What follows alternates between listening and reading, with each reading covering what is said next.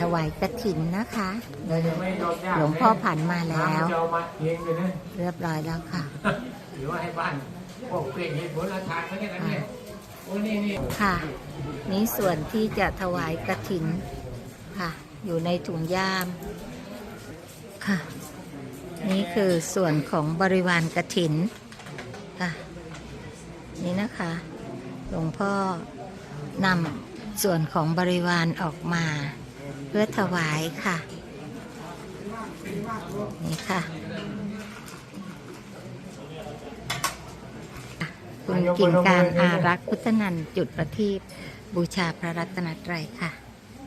นี่ค่ะ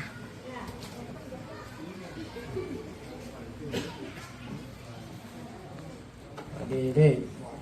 เป็นประธานทอดกฐินเลยโยมใช่